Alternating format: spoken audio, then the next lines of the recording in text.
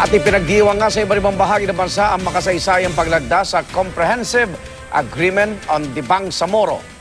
Kasunduang inaasang tutuldok na sa ilang dekada ng kaguluhan sa Mindanao. Ang alingaw-ngaw ng putukan, napalitan na raw ng kasiyahan. At ang dating may mga bitbit na mga armas, tangan ngayon ang mensahe ng pagsuporta sa kasunduan. Saksi sina Jiggy Manicad at Joseph Moro. Kasabay ng paglagda sa Comprehensive Agreement on the Bangsamoro o CAB sa Malacanang grounds, ang pagdiriwang ng mga miyembro ng MILF na nasa Camp Darapanan na live na tumutok sa pirmahan. Sigaw nila, o dakila si Allah. Pero hindi lamang sila nagpupugay.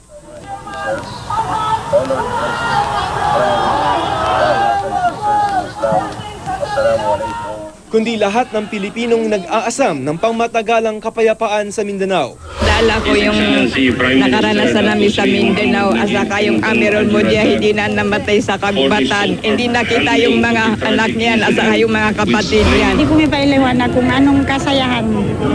Kasi pag maisip ko yun, parang ito na hangganan para tumigil na yung lahat ng kahirapan natin. Ilang minuto lamang itinagal ng paglagda sa kasunduan ni na GPA's Chief Negotiator Professor Miriam Coronel Ferrer at MILF Chief Negotiator Mohaghir Iqbal na sinaksihan ni na Pangulong Noynoy Aquino, Malaysian Prime Minister Najib Razak, MILF Chairman Alhaj Murad Ibrahim at Presidential Peace Advisor Secretary Ging Deles. Pero taon ang binilang bago yan maplansya. Will now present the signed Comprehensive Agreement on the Bangsamoro. Dekada pa nga kung isasama ang naunang kasunduan na ang diwa ay hindi rin naman isasantabi. Sa ilan, tila mga dokumento lamang ito, pero laman ito ang pakikipaglaban at sakripisyo ng marami para sa wakas. Mas magkaroon sila ng mas malawak na bahagi sa pagpapaunlad ng Mindanao.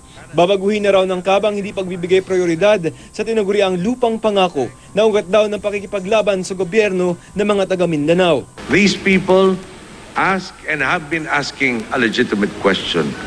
What did we do to deserve this? The simple answer is, you don't. No one does.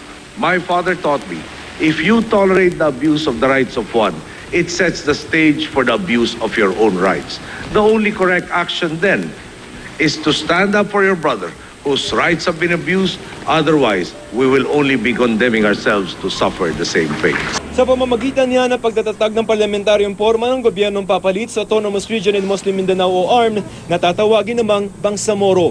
Wala na raw dahilan para makipaggera kaya ang MILF hindi nagagamit ng armas at magiging partidong politikal na. Umaasa ang lahat na ito na ang tutuldok sa mahabang kasaysayan ng labanan na pinagdaanan ng ilang henerasyon ng mga taga Mindanao.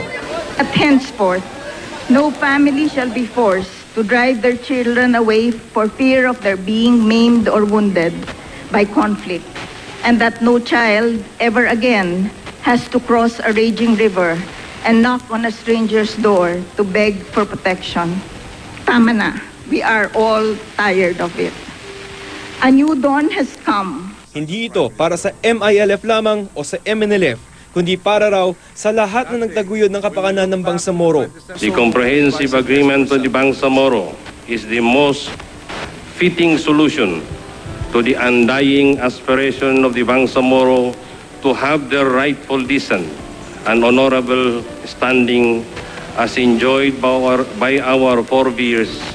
The Comprehensive Agreement on the Bangsamoro is not only for the MILF, it is for the MNLF as well.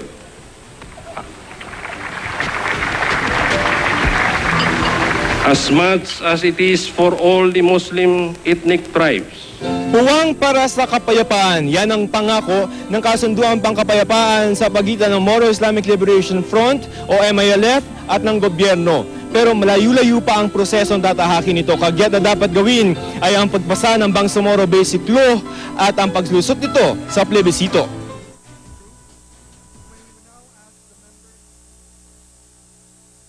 Sa Camp Darapanan kung saan naroon ako na maganap ang lagdaan.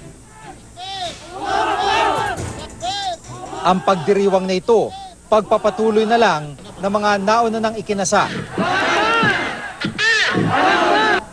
Ang dating alingaw-ngaw ng barilan napalitan ng kasiyahan. Buo ang pag-asa ng lahat na maayos na silang makakapamuhay. Nakikita natin ang combatants ng MILF na pinapakita nila at pinaparamdam nila ang kanilang feelings na sila ay masaya, nagagalak sa narating usaping pangkapayapaan ng gobyerno ng Pilipinas at ng MILF. Ang posibilidad na may mga tumutol sa pagtatatag ng Bangsamoro government kapag idinaan ito sa Kongreso, natabunan ng tiwala ng MILF sa sinseridad ng gobyerno. Nararamdaman ng lahat ng mga Bangsamoro dito sa Mindanao ang tuloy-tuloy na pag-iimplementa at magkakaroon na ng pansariling pagpapasya. At hindi lang mga minsang nag-armasang natuwa.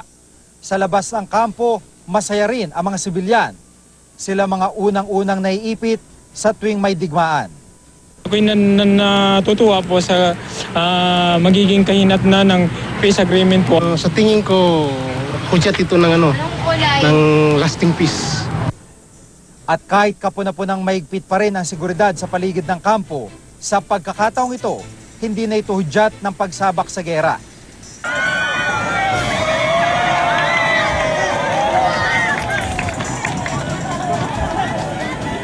Halos abot kamay na nga ang kapayapaan sa Mindanao, sa Marawi City.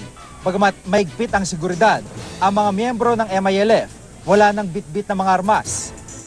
Sa Ginayakang Plaza, Kabili sa Barangay Banggolo, nang ibabaw ang pagpapakita ng makulay na kultura ng mga pangkat etniko ng Mindanao. Sa Sultan Kudarat, libo-libo nakisa sa caravan bilang suporta sa CAB. Sa Datu Paglas National High School naman, tinatayang aabot sa 50,000 ang nakilahok sa programa. Mula sa Camp Darapanan sa Maguindanao, ako si Jig Manicad. At ako si Joseph Morong, kami ang inyong saksi.